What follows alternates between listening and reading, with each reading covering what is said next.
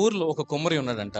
అయితే ఆ కుమ్మరి చాలా కష్టపడి తన బ్రతుకుతెరువును తను కొనసాగిస్తా ఉంటాడు. ఒక రోజున ఒక పెద్ద ఆర్డర్ వచ్చింది. 300 కొండలు 2 రోజుల్లో డెలివరీ చేయాలి అని చెప్తే రాత్రింబగళ్ళు కూర్చొని మట్టిని పిసికి చక్కగా ఆ యొక్క వీల్ మీద దాన్ని పెట్టుకొని కుండను తయారు చేసి ఒక్కొక్క కుండను జాగ్రత్తగా తీసి పక్కన పెడతా ఉన్నాడు. వాటిని చక్కగా తలుపేసి రేపు ఉదయమే డెలివరీ తీసుకోవడానికి వస్తారు. ఎవరైతే తనకి శత్రువులు ఉన్నారో వారు ఆ యొక్క గదిలోనికి ప్రవేశించి ఆ కుండలను నాశనం చేయడం ప్రారంభించారు. ప్రతి కుండను తీసుకుంటున్నారు,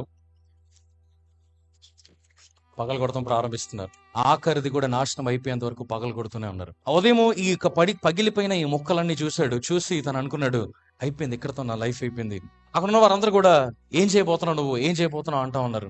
ఆ సమయంలో కొమ్మరి ఆ పగిలిపోయిన ఆ యొక్క పెంకులన్నిటిని కూడా తీశాడు. తీసి వాటన్నిటిని కూడా మళ్ళీ నీళ్లు పోసాడు, నానబెట్టాడు.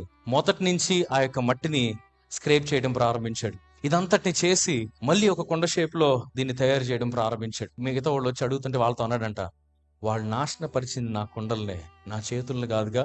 ఈ రోజున ఈ మాట నేను ఎందుకు చెప్తున్నానంటే, అపవాది ఎప్పుడైతే యేసుక్రీస్తు వారిని నాశనపరచని అనుకున్నాడో, చంపేశాను అనుకున్నాడో, ఇక నాకు ఎదురు లేదు, ఈ భూమి మీద నేను పరిపాలించేస్తాను అని ఎప్పుడైతే అనుకున్నాడో, యేసుక్రీస్తు వారు 3వ రోజున పునరుద్ధానుడిగా తిరిగి లేచి మనందరికీ కూడా ఒక నిరీక్షణను దయచేశారు.